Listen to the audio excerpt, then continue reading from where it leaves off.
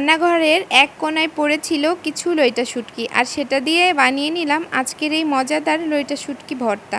আর এটা খেতে অনেক বেশি মজা হয়েছিল। আর এটা তৈরি করার জন্য প্রথমে আমি এই যে কিছু লইটা শুটকি ছিল সেটা আমি একটু ভেজে নিচ্ছি 2 মিনিটের মতো। 2 মিনিট ভেজে নেওয়ার পরে আমি এটা গরম পানি দিয়ে খুব ভালো করে পরিষ্কার করে নিব।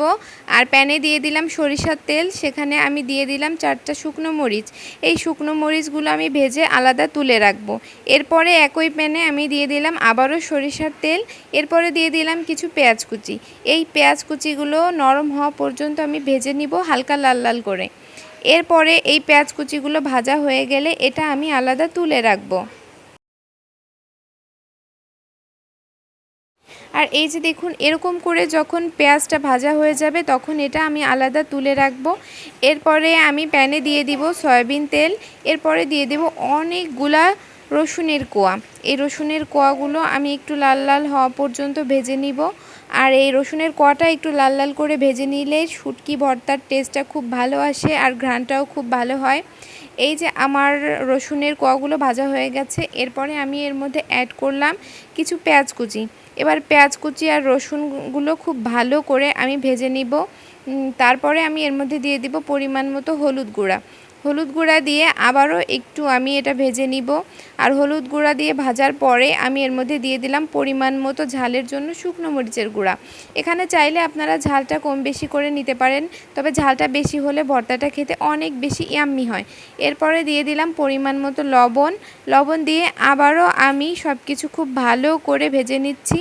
আর এটা ভাজা একটু হয়ে গেলে এরপরে আমি এখানে দিয়ে দিলাম রসুন বাটা আর জিরা বাটা।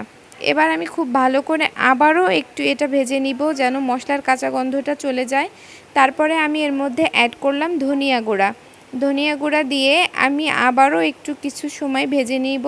আর এই মশলাটা একটু যত বেশি ভাজা ভাজা হবে ভর্তার টেস্টটা তত বেশি ভালো আসবে। এরপরে আমি আগে থেকে যেই শুটকিটা ধুয়ে পরিষ্কার করে রেখেছিলাম সেই শুটকিগুলো দিয়ে দিলাম।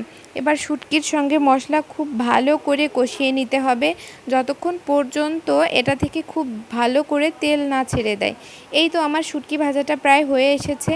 এবার আমি শিলপাটার মধ্যে এটা গরম গরম বেটে নিব।